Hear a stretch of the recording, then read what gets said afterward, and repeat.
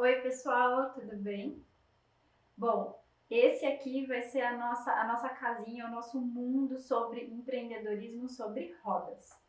Por que que eu vou falar disso para vocês? Porque eu já trabalho com isso há mais não, mas há exatamente 5 anos. Então, em agosto de 2015, eu realizei a minha primeira saída com a minha bike, com a minha food bike, a Bikeoka. Então, para quem não conhece, é só correr lá no Insta da Bikeoka e dar uma fuçada que é muito legal. Então, eu vim assim, eu recebo pedidos de muita gente desde que eu montei a minha bike sobre várias dúvidas. Então, como que você montou? Por que que você montou? Quanto você gastou?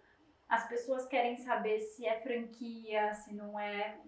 Então, depois de muito tempo, de muito pedido, eu resolvi abrir a minha cabeça e montar isso aqui para vocês. Então, para a gente compartilhar, para a gente dividir ideias, para eu conseguir expor tudo que eu aprendi nesse tempo, que foi assim, foi em cima de muito erro, de muito acerto, de momentos difíceis que eu aprendi, porque na época que eu comecei lá atrás, 5 anos atrás, que foi o começo, né, de tudo isso dos food trucks, das food bikes, dos carrinhos gourmet que hoje estão mais em alta, na época não tinha, só tinha as bikes.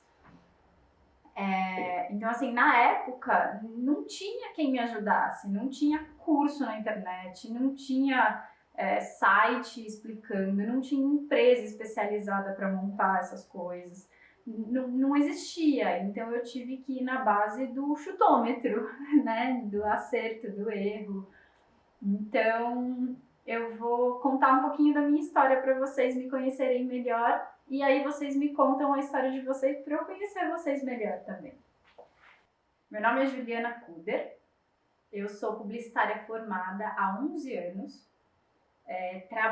Nunca trabalhei muito na área de publicidade em si, mas trabalhei muito tempo como designer gráfico, como diretora de arte de revista. Então eu fazia toda a parte de diagramação, de arte, de pesquisa de imagem, eu acompanhava fotografia. Era um trabalho assim muito gostoso, que eu sempre amei de paixão. Só que me consumia ao extremo. Então assim, me consumia não que, trabalho não pode dar trabalho. Trabalho é trabalho, a palavra já diz, né? Trabalho. Mas trabalho tem que dar prazer. Ele me dava mais trabalho do que prazer. Em 2014, meados de 2014, eu fui desligada dessa empresa.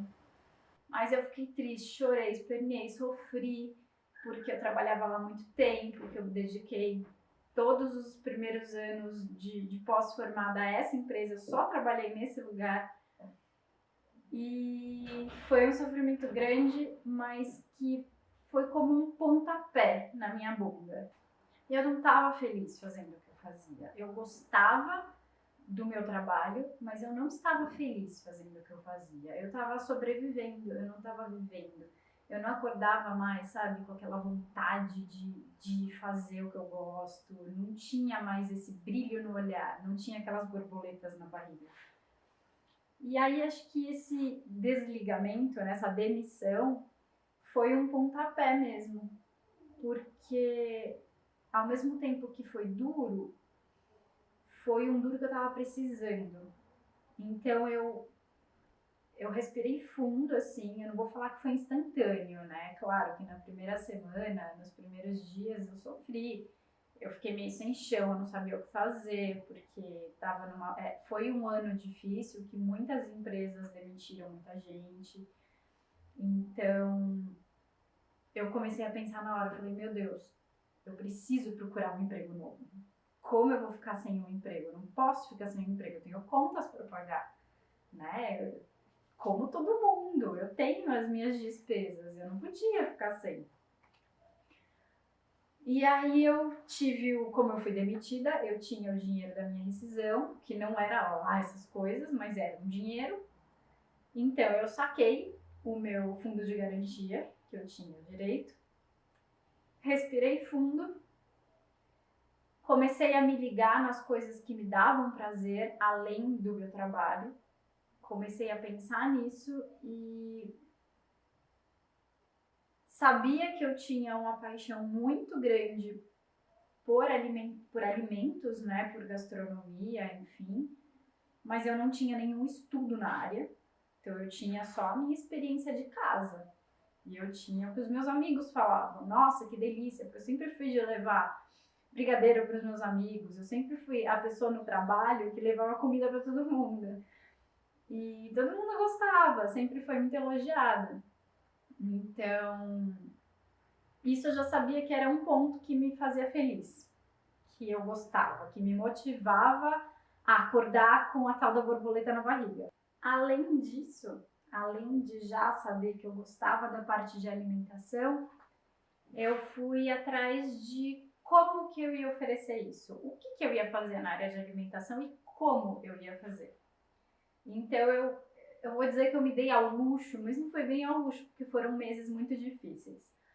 Mas eu me dei ao luxo de ficar 6 meses pesquisando sobre tudo isso que eu estava pensando, sobre como que eu ia fazer, por que eu ia fazer, para quem que eu ia fazer. Então, é muito, isso tudo me ensinou que é muito necessário a gente pesquisar, a gente saber o que a gente está fazendo, a gente saber onde a gente está pisando, sabe? Não adianta a gente ter uma ideia e falar, nossa, eu adoro isso, se eu gosto disso, todo mundo vai gostar disso. Mera ilusão. Mera ilusão, porque não é assim que as coisas funcionam. A gente não necessariamente tem que acreditar que porque a gente gosta, porque a gente acredita, todo mundo gosta e todo mundo acredita.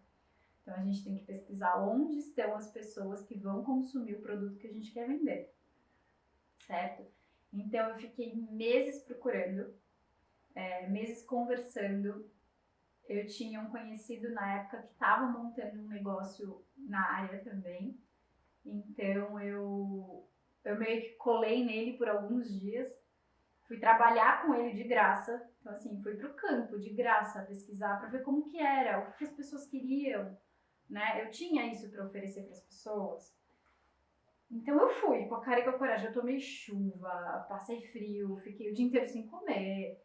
Mas, meu, foi uma experiência que, cara, é isso que eu quero passar para vocês, entendeu? Foi essa experiência que eu quero passar para vocês sem vocês precisarem tomar chuva, passar fome durante o dia. Então, 2015, 2014 para 2015 foi o ano onde começaram a surgir essas food bikes e os food trucks. Então a ideia veio de fora e aqui todo mundo abraçou a causa. E nessa época, o governo falava que iam existir licenças para a gente trabalhar nas ruas, que ia ter áreas, né, separadas para isso. E ok, eu achei que ia ser maravilhoso, eu e um monte de gente. Só que não foi bem assim que aconteceu. Só que eu montei o meu negócio baseado nisso. Então, a minha esperança, todo o design da minha food bike, eu que desenhei.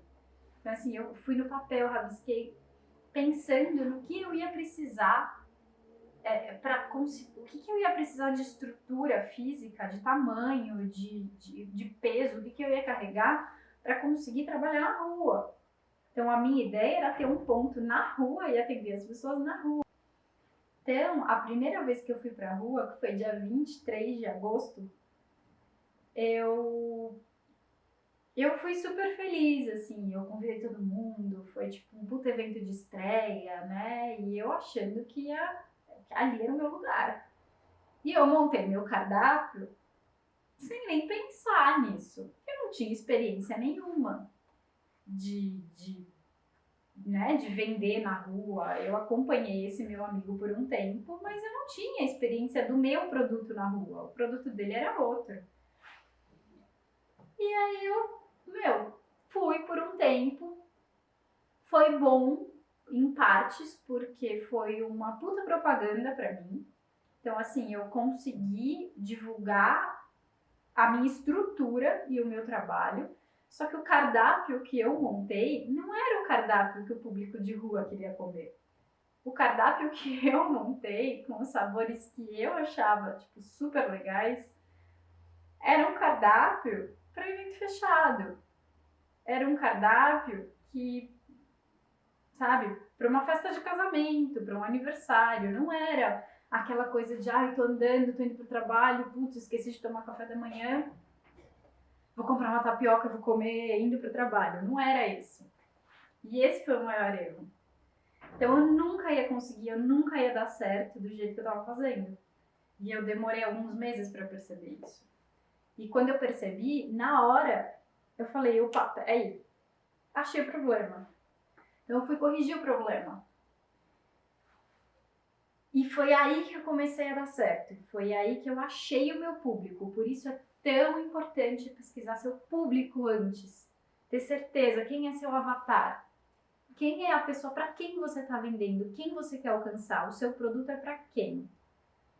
Então isso é muito importante, é um dos tópicos principais. Quando eu achei o meu avatar, quando eu descobri quem era o meu público, tudo ficou mais claro, assim, ficou transparente, ficou bonito, eu percebi como eu podia ganhar dinheiro e como tinha potencial. E aí eu comecei a ganhar dinheiro, de verdade. Então, o primeiro evento que eu fiz, fechado, foi um aniversário numa casa, nunca vou esquecer, gente, foi um aniversário numa casa na Vila Nova Conceição. É tipo, pra quem não é de São Paulo, é um dos principais bairros chiquérrimos de São Paulo, assim. E como que essa pessoa chegou em mim?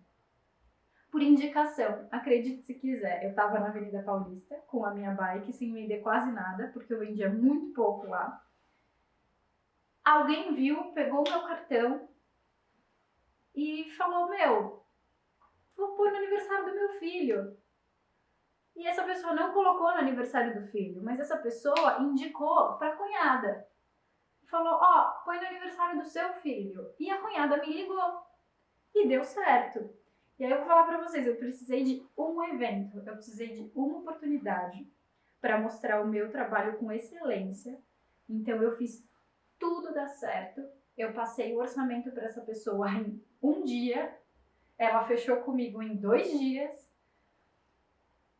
E a estrutura que eu ofereci para ela no dia foi tão legal, o atendimento foi tão bom, que dali eu consegui outros eventos. E desses outros eventos, eu consegui outros eventos. E foi assim que eu comecei a crescer.